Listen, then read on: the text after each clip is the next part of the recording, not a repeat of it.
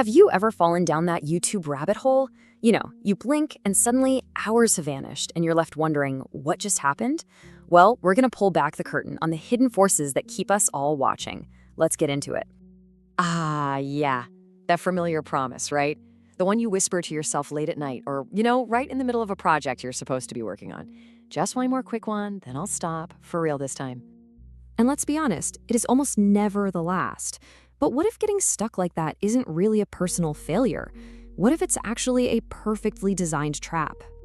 See, getting lost on YouTube isn't really about a lack of willpower. Not at all. It's about your brain's chemistry reacting exactly the way it's been hardwired to, by a platform that understands that wiring maybe a little too well. Okay, so how does this hijacking actually work?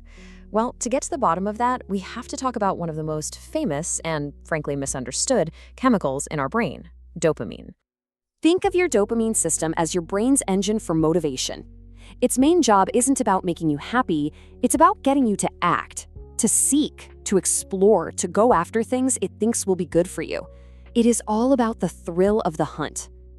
And this right here is a huge myth we need to bust. We always hear dopamine called the pleasure chemical, but that's not the full story.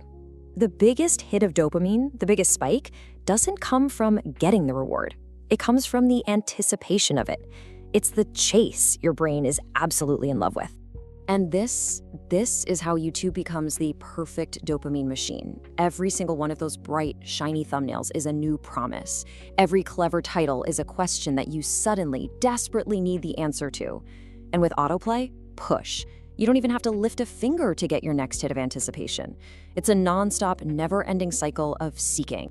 So, with our brain's anticipation engine totally hijacked, it starts to tell us little stories. Justifications to keep us right where we are, clicking away.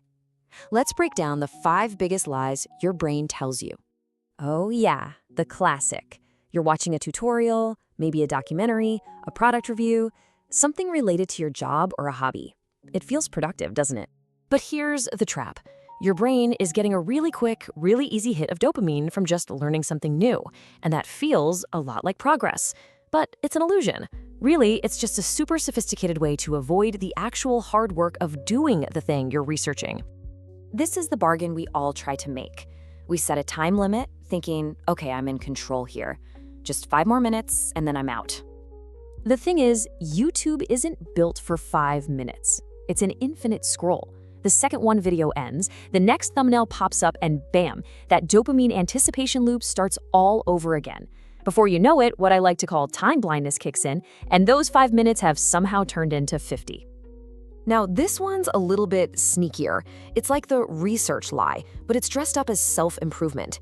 We convince ourselves that watching videos about history or science or whatever is actually making us a better, smarter person.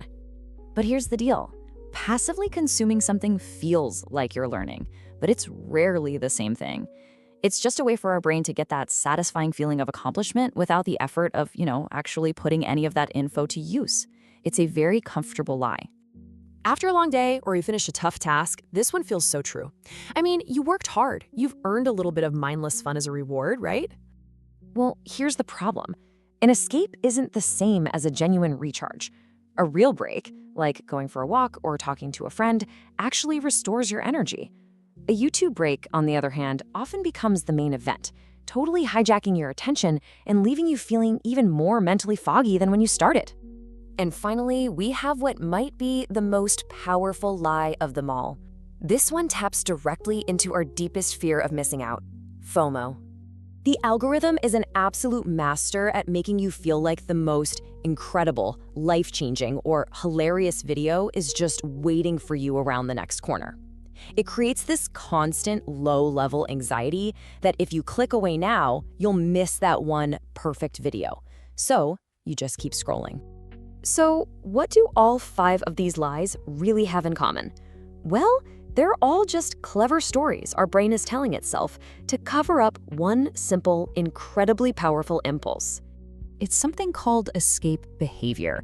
At its very core, getting lost on YouTube is really just an attempt to escape some kind of discomfort. We think we're seeking out a video, but a lot of the time we're actually running away from something else. And this is how that loop works. Step 1, your brain feels something it doesn't like. Boredom, stress, you name it. Step 2, it immediately starts looking for the nearest exit. Step 3, YouTube pops up and offers the fastest, easiest escape route with a guaranteed little shot of dopamine. And step 4, the real task, the original source of that discomfort, gets avoided. And the cycle is complete. Now, understanding this whole loop is incredibly powerful because it shifts the focus away from blaming the platform and brings it back to us. It forces us to ask a much more important and, sometimes a much more uncomfortable question. The big takeaway here is that you really can't fight an enemy you don't understand. Just being aware of these 5 lies and this escape loop, that is the first and most critical step to getting back in the driver's seat. So the next time you hear yourself say, just one more video, you can pause and ask, wait, why? And that's really the ultimate question, isn't it? The next time you find yourself deep down that rabbit hole, just ask yourself this. What discomfort is this scrolling hiding? Are you trying to escape boredom, a project you're stuck on, or maybe a feeling you'd just rather not face right now? The answer to that question might just be the key you need to log off.